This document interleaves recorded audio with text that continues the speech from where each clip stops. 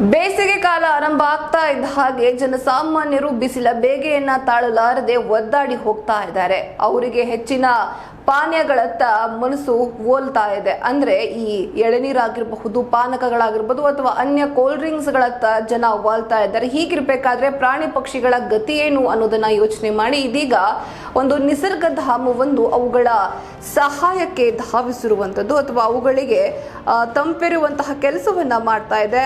ಇದು ಪಿಲಿಕುಳ ನಿಸರ್ಗಧಾಮ ಅನ್ನುವಂತಹ ನಡೆಸಿದಂತಹ ಉತ್ತಮ ಕಾರ್ಯದ ಉದಾಹರಣೆಯಾಗಿದೆ. ಬಿಸಿಲ ಧಗೆಯನ್ನ ತಾಳಲಾರದೆ ಜನಸಾಮಾನ್ಯರು ಹೈರಾಣಾಗ್ತಾ ಇದ್ದಾರೆ. ಸೆಕೆ ತಡೆಯೋಕ್ಕಾಗದೆ ನೀರು, ತಂಪು ಪಾನೀಯ, ಎಳನೀರನ್ನ ಆಶ್ರಯಿಸ್ತಾ ಇರೋದು ಕಂಡು ಬರ್ತಾ ಇದೆ. ಆದ್ರೆ ಮೂಕ ಪ್ರಾಣಿಗಳಿಗೆ ಇದೇ ಸಮಸ್ಯೆಯನ್ನ ಅನುಭವಿಸ್ತಾ ಇದ್ದು ಪಿಲಿಕುಳ ನಿಸರ್ಗಧಾಮದ ಪ್ರಾಣಿ ಪಕ್ಷಿಗಳನ್ನ ಬಿಸಿಲ ಧಗೆಯಿಂದ ಮುಕ್ತಗೊಳಿಸೋದಿಕ್ಕೆ ತಣ್ಣಗಿನ ವಾತಾವರಣ ನಿರ್ಮಿಸುವ ಪ್ರಯತ್ನವನ್ನ ಈ ಬಾರಿಯೂ ಸಹ ಮಾಡಲಾಗಿದೆ. 1000ಕ್ಕೂ ಅಧಿಕ ಪ್ರಾಣಿ ಪಕ್ಷಿಗಳಿವೆ. ಪಿಲಿಕುಳ ನಿಸರ್ಗಧಾಮದಲ್ಲಿ 150 ಎಕರೆ ಪ್ರದೇಶದಲ್ಲಿ ನೂರಾರು ಪ್ರಭೇದಗಳ 1000ಕ್ಕೂ ಅಧಿಕ ಪ್ರಾಣಿ ಪಕ್ಷಿಗಳಿವೆ ಅಂತ ಗೊತ್ತಾಗಿದೆ.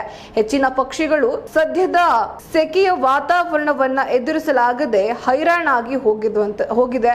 ಆದ್ದರಿಂದ ಅವುಗಳಿಗೆ ತಂಪನೆಯ ಅಥವಾ ತಣ್ಣನೆಯ ವಾತಾವರಣವನ್ನ ಕಲ್ಪಿಸೋ ನಿಟ್ಟಿನಲ್ಲಿ ಕುಡಿಯಲು ಯಥೇಚ್ಛವಾಗಿ ನೀರು ಸಿಗೋ ರೀತಿಯಾಗಿ ಅನುಕೂಲ ಮಾಡಿಕೊಳ್ಳಲಾಗಿದೆ. ಅವುಗಳ ಸುತ್ತಾಡುವ ಪ್ರದೇಶದಲ್ಲಿ ನೀರು ಲಭ್ಯವಾಗುವಂತೆ ನೋಡಿಕೊಳ್ಳಲಾಗ್ತಾ ಇದೆ. ಅದರಲ್ಲಿಯೂ ಪ್ರಾಣಿಗಳನ್ನ ಇರಿಸಲಾಗಿರುವ ಬೋನಿನ ಹೊರಭಾಗದಲ್ಲಿ ಟೇಬಲ್ ಫ್ಯಾನ್ ಸೌಲಭ್ಯವನ್ನ ಸಹ ಮಾಡಲಾಗಿದೆ.